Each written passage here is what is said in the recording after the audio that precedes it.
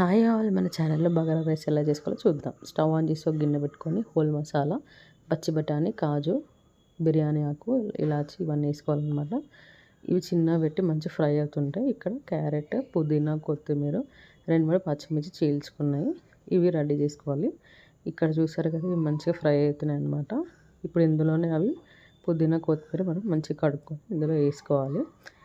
ఈ పుదీనా, కొత్తిమీర అనేటివి బాగా ఫ్రై అవ్వాలన్నమాట. సిమ్లో పెట్టుకొని మంచిగా ఫ్రై చేసుకోవాలి.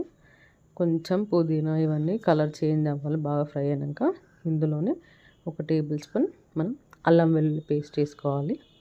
అల్లం వెల్లుల్లి పేస్ట్ మంచిగా కలుపుకోవాలన్నమాట. ఆ పచ్చివాసన పోవాలి అల్లం వెల్లుల్లి పేస్ట్. ఇప్పుడు ఇందులోనే కొంచెం సాల్ట్ వేసుకోవాలి. సాల్ట్ నేనైతే రైస్కి సరిపడా వేస్తున్నాను అండి. మీరు కొంచెం తక్కువ వేసుకోవాలనుకుంటే ఏదైనా కర్రీస్లో ఉంటుంది కాబట్టి కొంచెం తక్కువ వేసుకోవచ్చు.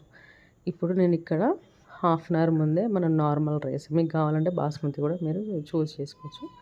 నేనైతే నార్మల్ రైసే ఒక హాఫ్ అన్ అవర్ ముందు కడిగి పెట్టుకున్నా.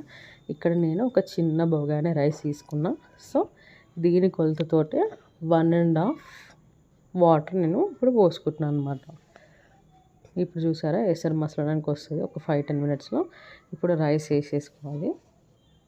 రైస్ వేసేసుకొని మనము మూత పెట్టేసుకుంటే ఇప్పుడు మంచిగా ఉడకడానికి వస్తుంది అనమాట. హై ఫ్లేమ్లో పెట్టుకుంటే ఇలా ఉడుకుతుంది అనమాట. ఇలా ఉడికేటప్పుడు కొంచెం నెయ్యి వేసుకోవాలండి. టేస్ట్ అనేది బాగుంటుంది. ఇంకా రైస్ కూడా మెత్తగా అతుక్కోదన్నమాట. చాలా ఇలా ఉడుకుతున్నప్పుడు ఒక్కసారి మిక్స్ చేసుకోవాలి. మిక్స్ చేసుకొని మీరు కొంచెం సిమ్లో పెట్టుకుంటే మనకి ఎంతో simple and easy bagara rice ready.